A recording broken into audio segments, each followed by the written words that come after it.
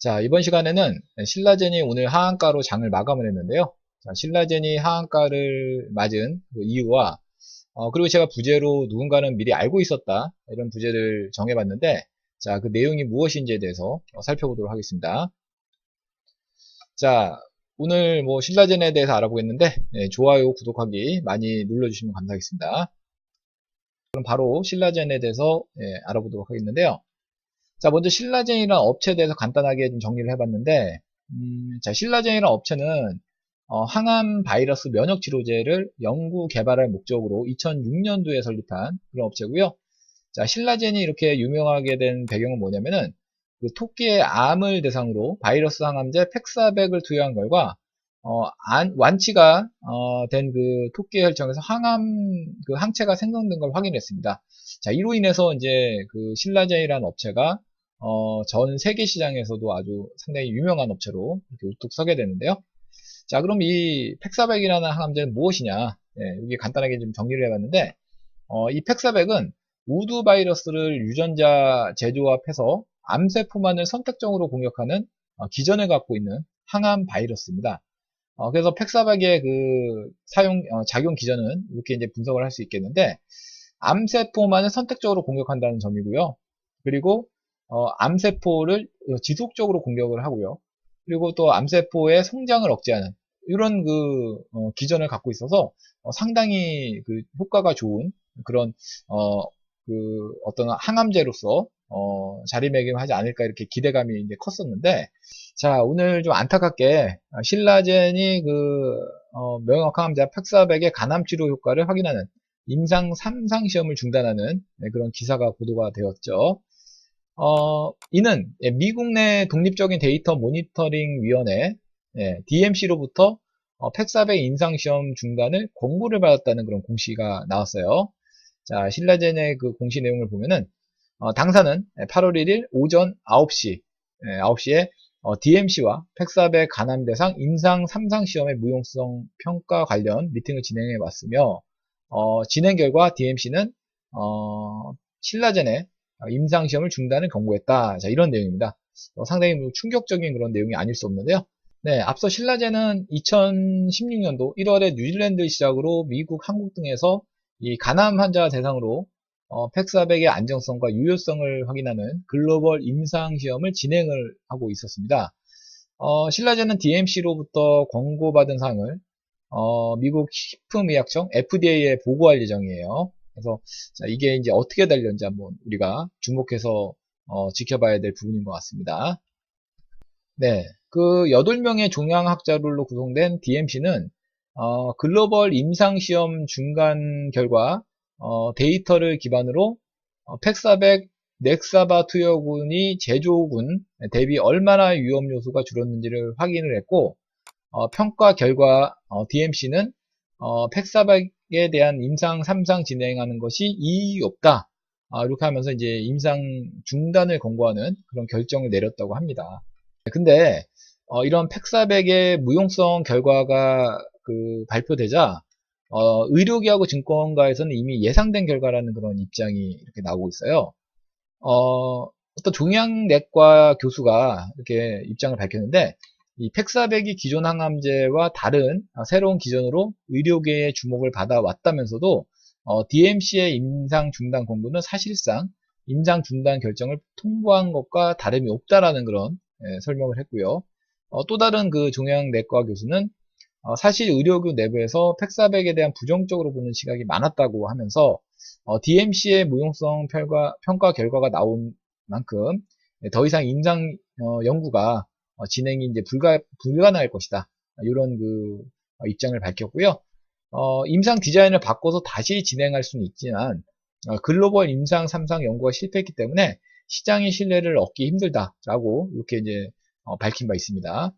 그리고 증권 관계자의 말에 의하면 이미 국내외 전문가들은 팩사백의 글로벌 임상 시험이 성공할 가능성이 낮게 보고 있었다고 하면서 팩사백과 면역 항암제 병용 임상 시험의 가능성이 여전히 남아있지만 시장의 신뢰성이 이렇기 때문에 다른 임상 진행에도 악영향을 미칠 것이다. 어떻게 보면 상당히 좀 부정적인 그런 예상을 좀 하고 있습니다.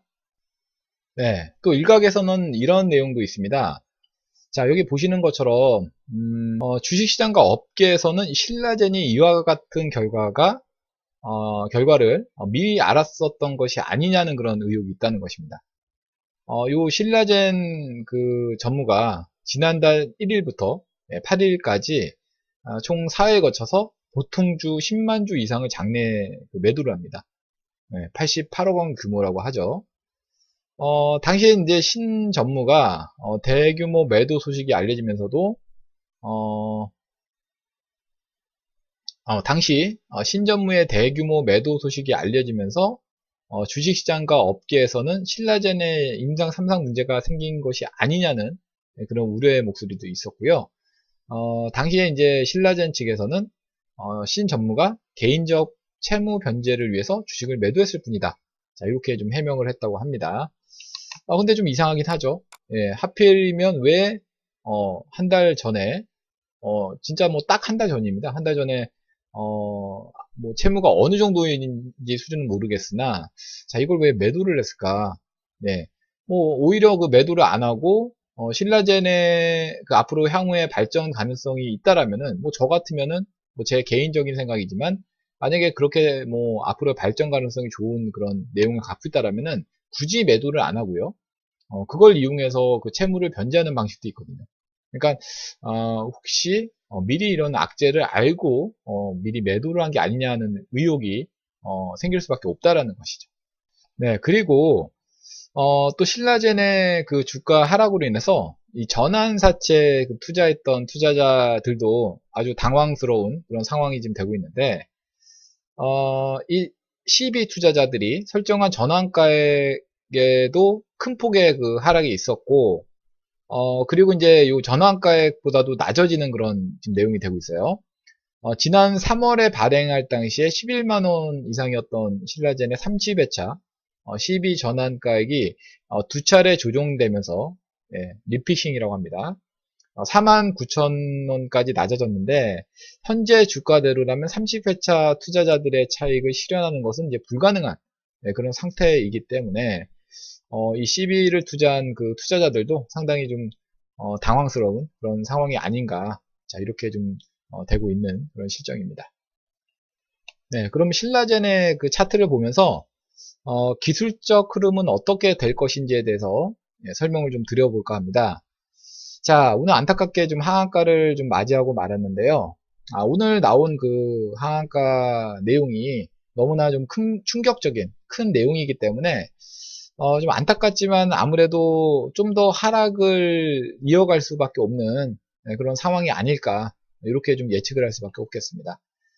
좀 안타까운 그런 상황인데 일단은 그 왜 그렇게 좀 하락으로 진행이 될 수밖에 없냐면은 일단은 신라젠에 오늘 나온 그런 악재가 상당히 어떤 큰 악재라고 좀 저는 생각을 하고 있습니다.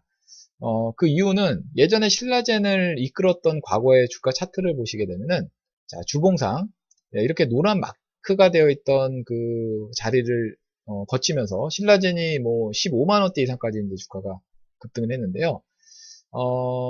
신라젠 같은 경우에 이 팩400의 기대감이 이때부터 그 이슈가 됐었던 자리예요. 이렇게 이제 한번 점프를 하고 나서도 뭐 매매 공방을 펼쳤고 그 이후에 이제 본격적인 어떤 급등 흐름이 나왔는데 그런 과정에서 이제 이렇게 주가를 견인시켰던 그런 이유가 바로 이 팩400에 대한 어떤 기대감이거든요. 근데 미국에서 이렇게 팩400에 대해서 부정적인 그런 내용을 좀 내놨기 때문에 물론 FDA와 관련된 그런 내용은 끝나진 않았습니다. 그렇지만 아마도 제가 볼 때는 DMC에서 이런 그 내용을 권고했다라는 것은 FDA에서도 승인을 받기가 그렇게 수월하지는 않을 것이라는 그런 생각을 좀 갖게 된다는 것입니다.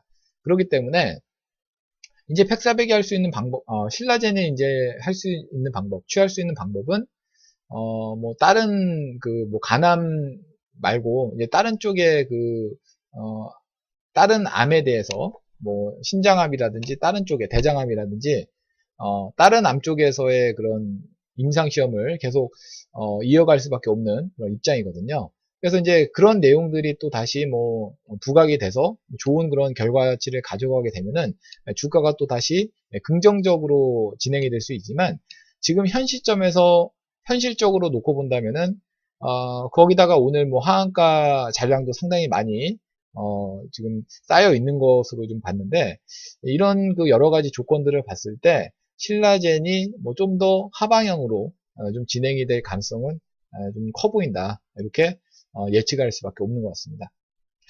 자, 그래서 이제 차트상의 어떤 기술적 관점에서 좀 본다면, 굳이 뭐 지금 기술적 측면에서의 어떤 흐름을 예측한다라면은 주봉상에서 예전에 그 쉬어갔던 자리가 여기거든요. 자, 요 라인입니다. 요 중심축. 그러니까 예전에 그 2017년도에 옆으로 횡보했었던 그 2만 원대 그 초반대 가격인데, 아무래도 이제 주가가 떨어졌을 때 그 지지될 수 있는 그 마지노선 가격대가 요 가격대 수준이라는 거예요. 그렇기 때문에 아마도 이제 오늘 점 하한가기 때문에 뭐 그 다음도 계속적으로 좀 하락으로 좀 진행이 될 가능성이 높아 보이고, 이게 대량 거래가 터지면서 뭐 반등을 주는 그런 흐름이 좀 나와줘야 되는데, 과연 이제 그걸 돌릴 수 있을 만한 어떤 그 내부적인 호재가 있느냐, 이거는 뭐 좀 미지수란 얘기죠. 그래서 이런 부분 때문에 하락은 좀 더 진행이 될 수밖에 없는 안타까운 그런 흐름이다. 이걸 좀 여러분들이 기억해 두시면 좋을 것 같습니다. 네, 이상 신라젠에 대해서 오늘 알아봤는데요. 다음 시간엔 더 알찬 내용으로 강의 올리도록 하겠습니다. 구독하기와 좋아요 많이 눌러주시면 감사하겠습니다.